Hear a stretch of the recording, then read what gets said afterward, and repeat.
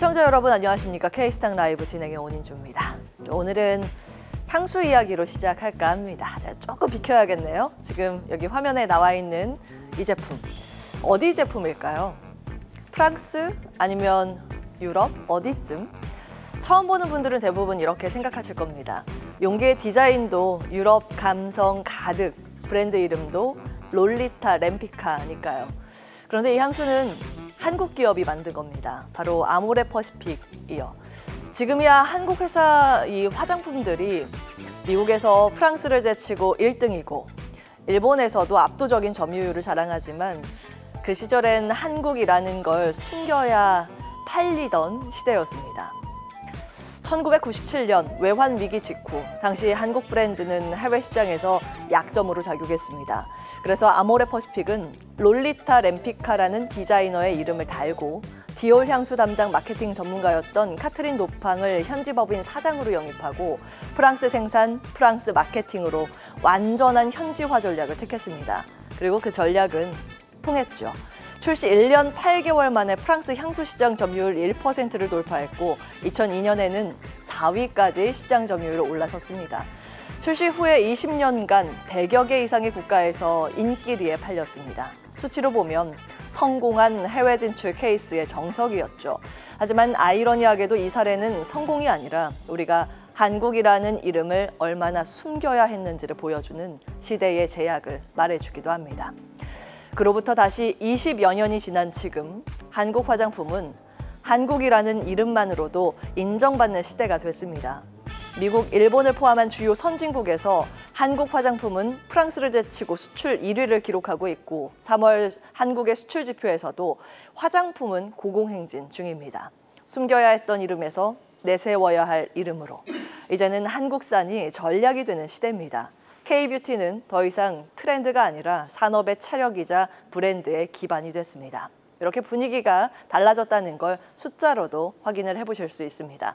어제 정리해드렸던 그 3월 수출 데이터를 다시 가지고 왔습니다. 어제 수출 데이터 정리해드리면서 이런 말씀을 드렸죠. 앞으로 기대감과 현실을 이어주는 재료는 1분기 실적 시즌이 될 가능성이 높다. 그리고 그 실적을 가늠할 수 있는 선행 신호가 바로 이 수출 데이터라는 점을요. 화면에 펴는 YOY, 즉 작년 같은 기간 대비로 높은 수출 증가세를 보인 품목들인데 숫자가 주는 힌트를 투자 전략으로 연결할 수 있을지에 관해 어제 출연자들과 고민을 했었습니다. 여기에 나와 있는 품목 대부분이 오늘 하락하는 시장 속에서도 강한 시세를 보여주고 있죠.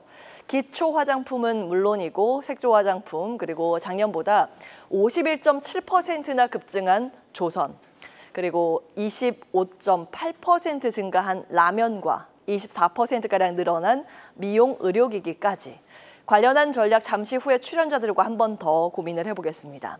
이렇게 시장 영향력이 큰 만큼 수출 데이터를 전반적으로 다시 좀 정리해볼까 합니다. 한국의 3월 수출은 전년 같은 기간보다 3.1% 증가했습니다. 2월 0.7%에 비해 좀 나아지긴 했는데 컨센서스가 3.5%였거든요.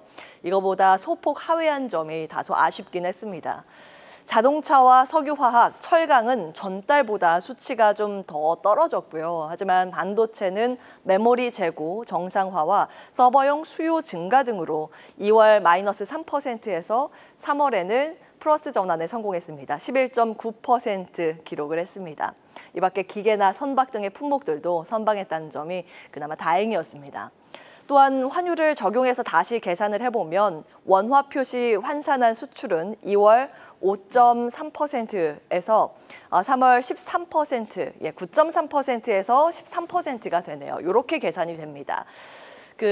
이 앞에 있는 달러 표시 수출 데이터보다 늘어난 것을 미루어 보아서 환율의 효과를 누리고 있다는 점도 위안거리였습니다. 수출 데이터와 환율의 상관관계가 높은 만큼 환율의 레벨단도 지속 체크해야 할 부분입니다. 또한 자동차 등은 역시나 관세 영향을 이 다음부터 어떻게 반영시키게 될지도 꼭 확인해야 할 잠재적인 리스크 요인이기도 합니다. 이렇게 전반적인 수출 데이터는 나름 나쁘지 않았는데요. 오늘 시장은 왜 부진을 면치 못하고 있을까요?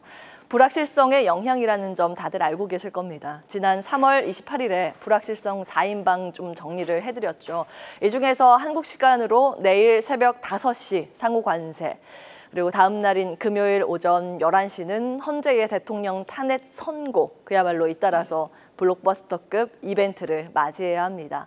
탄핵 관련해서는 인용이 될지 기각이 될지 그 누구도 확신을 할 수는 없지만 일단 어떠한 형태로든지 컨트롤타워 부재 등의 전국 혼란이 마무리될 것이라는 기대감은 존재합니다. 이제 16시간 정도밖에 남지 않은 관세는 발표 시간이 다가올수록 더 많은 이야기들이 나오고 있어서 혼란스럽기만 합니다. 그래서 좀 정리해봤는데요.